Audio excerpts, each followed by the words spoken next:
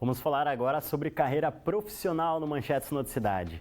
O ano está começando e muita gente colocou como meta se reinventar na vida profissional. Para explorar melhor esse assunto, vamos conversar hoje com o consultor de carreiras Paulo Paiva. Boa tarde, Paulo. Conta pra gente, primeiramente, quais são as carreiras, as profissões que estão em alta, que a gente pode apostar nesse ano que está começando.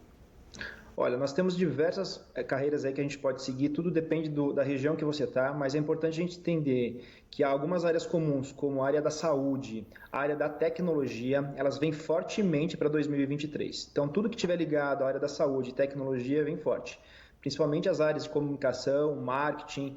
As empresas têm uma demanda muito grande desses profissionais hoje e então por isso vem sendo pedido essas formações, esses cursos também, Principalmente também as áreas tecnológicas. As áreas tecnológicas trazem um reforço para a área operacional, para a área tática das empresas, então devido à escassez da mão de obra, isso tem se fortalecido bastante. E a gente não pode se esquecer também das áreas comerciais, tudo que está ligado à área comercial, quem gosta de vender, se relacionar, esses cursos fortalecem a formação de habilidades e competências dessas pessoas para que elas possam trabalhar numa área exatamente comercial. Isso é muito importante. Legal, Paulo. E conta pra gente, quem pretende aí mudar de carreira, de profissão, qual é o conselho que você dá? Quando você fala de mudança de carreira, é necessário você fazer um planejamento, criar uma estratégia ali para que você consiga ajustar essa mudança, essa transição de carreira. Então, geralmente eu falo para a pessoa buscar um planejamento, para uma estrutura que consiga fazer com que ela avalie para onde ela quer ir, qual área que ela pretende fazer, avaliar todo o processo de investimento, tempo que ela quer se dedicar para fazer essa transição. A transição geralmente ela leva um tempo e esse tempo também é um tempo de aprendizado para que ele possa migrar de uma área para outra. Em quais sinais as pessoas podem ficar atentas aí para essa mudança na profissão? Existem alguns pontos que elas devem levar em consideração para uma possível mudança profissional?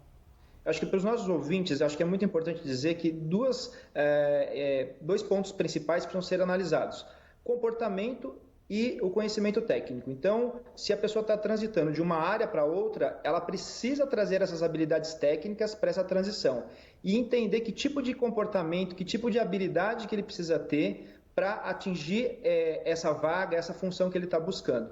Ou seja, comunicação, relacionamento interpessoal, organização, planejamento, são fatores que serão avaliados pelas áreas de recursos humanos, pelos headhunters, pelas empresas que trabalham com recrutamento e seleção. Paulo, e algo que a gente tem observado bastante ultimamente são pessoas que conciliam carreiras, Um exemplo, vamos dizer assim, mínimo, mas que a gente observa muito, são pessoas que têm um trabalho fixo já e aí, por exemplo, começaram a trabalhar como motorista de aplicativo.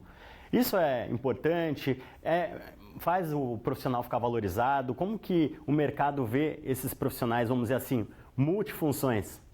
Eu acho que esse profissional multifunção, cada vez mais ele está comum, Então, se você não quer ter uma arquitetura que a gente chama de uma carreira extremamente sólida somente na empresa, mas quer dividir em outras atividades, ter 2, 3 trabalhos, que é comum e as pessoas tendem cada vez mais a trabalhar por projetos, acaba sendo natural. Mas isso é um formato, é um modelo de carreira, diferente daqueles que querem seguir, de repente, uma carreira dentro de um ambiente empresarial. Eu posso estar dentro de uma empresa e empreender dentro de casa? Sim, mas sabemos que isso também não é tão simples, A pessoa precisa ter habilidades para empreender e habilidades para trabalhar dentro de um trabalho aí de 8 horas, 10 horas, que geralmente é o normal dentro da nossa legislação trabalhista.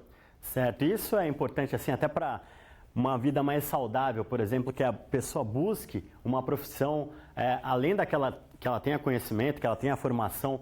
Se, por exemplo, a pessoa gosta de foto, ela vai lá e faz um curso de fotografia e começa a trabalhar com isso, fazendo trabalhos esporádicos aos fins de semana. Isso é bom, vamos dizer assim, até para a vida pessoal dela. Perfeito. Eu avalio vários profissionais no dia a dia, fazendo um processo de assessoria de coaching de carreira com eles. Essas pessoas que tendem a ter um trabalho fixo e buscar basicamente desenvolver o empreendedorismo através de um hobby, seja fotografia seja na área de alimentação, né, ou seja até mesmo como um influencer, o que quer que seja, faz com que essas pessoas se tornem mais criativas, elas estejam mais emocionalmente equilibradas, porque elas encontram um equilíbrio entre aquilo que é a necessidade de um trabalho formal e aquilo que ele se desenvolveu como um hobby. E isso faz com que as pessoas se tornem mais comunicativas, criativas, é muito melhor o nível de entrega dessas pessoas dentro do ambiente empresarial. Ou seja, acaba trazendo até uma sensação, né, de satisfação, de prazer para essas pessoas que deixam de trabalhar só com aquilo que de fato precisam, né? Às vezes a pessoa não faz por prazer, mas o trabalho em que ela se formou, né, mas acaba encontrando uma outra atividade que ela consegue encontrar essa satisfação, né, Paulo? Perfeito. E elas acabam tendo até uma saúde mental melhor, porque elas conseguem fazer essa quebra, né? De estar hora fazendo um trabalho que basicamente é uma obrigação de entregar aquele trabalho, e algo que ela faz com satisfação, que é algo prazeroso para ela. Então, faz com que até o comportamento dela, a relação dela, a gente entrevistando pessoas que vêm com essa característica de ter esse job aí, esse trabalho que ela faz, satisfatório, traz comportamentos e posturas totalmente diferentes. São pessoas mais resilientes. Paulo, e como é que o mercado de trabalho vê hoje as pessoas que buscam uma segunda formação, né? Antes se falava muito da pós-graduação, né? Daí do mestrado, doutorado, mas de um tempo para cá tem se observado muito isso, né? Pessoas que buscam uma segunda formação. Como que o mercado de trabalho avalia isso hoje? Ele tende a buscar esse profissional com uma segunda qualificação ou aqueles bem qualificados em uma única formação?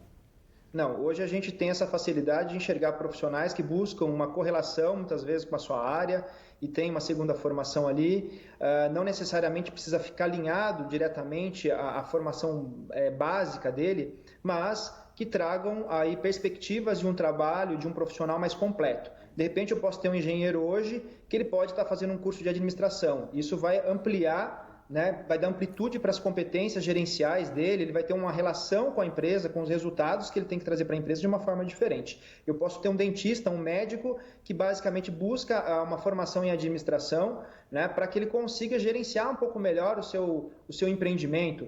Então, tudo isso faz com que você amplie essas qualidades. E cada vez mais as pessoas buscam, né? Principalmente depois da pandemia, que a gente teve aí os cursos de EAD, a facilidade, o custo-benefício de determinados cursos que chegou ao alcance de muito mais pessoas. Isso facilita bastante essa segunda formação.